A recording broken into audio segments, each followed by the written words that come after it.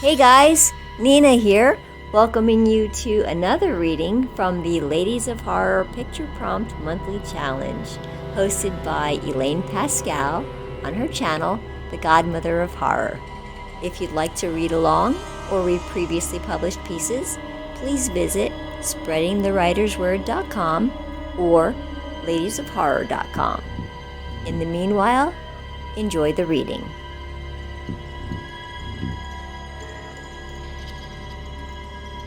Artisan Craftsmanship by Kendra Smart.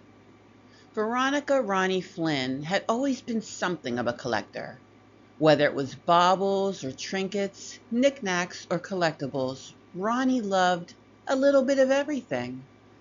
Every item was special because she knew that each little treasure had a story to tell, a long-forgotten history that made it unique, gave it that spark of character. Flynn knew about personality. She wore a big smile and toted an even grander heart.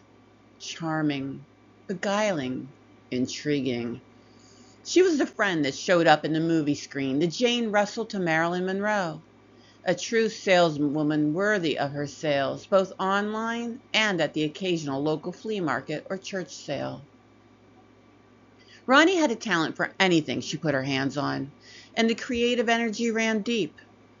Her heart was in the yarn weaving, available for any with eyes to see. The things she had taught herself to be able to map out and create always brought her joy and moments of inspiration. It became an obsession if she were honest. Always a new project idea, always a new pattern, calling for her hands to breathe life into it from the movement of her hands and the needles. Crochet had always provided a safe place for her to meditate through the obstacles of life. Ronnie had taken her love for yarn and creation and gone to the business side of the hobby.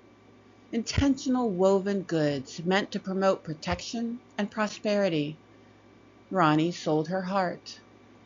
Comforts, embraceables. The love she never seemed to fall upon only served to bring to her web an endless reserve of fresh supplies. All she had to do was say hello. They took over from there. The beginning always made her so giddy. Only in the craft stores surrounded by endless bins of yarn did this happiness light her.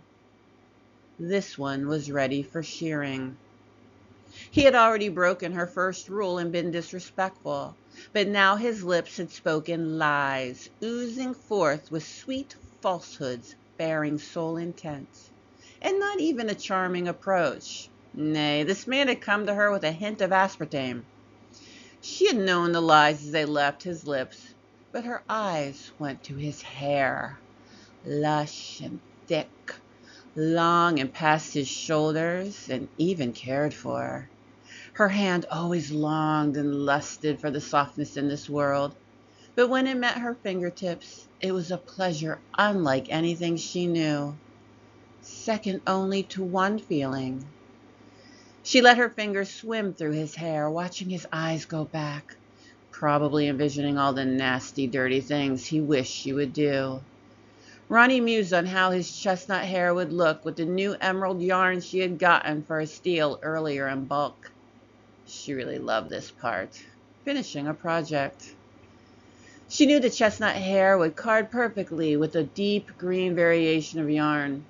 She straddled him, and as she did, she drew her fingers back together into her palm, grabbing a fistful of hair. The last thing he saw was her size 6.5 millimeter coming for his eye socket. She'd have new merch available soon. Pleasure doing business with you.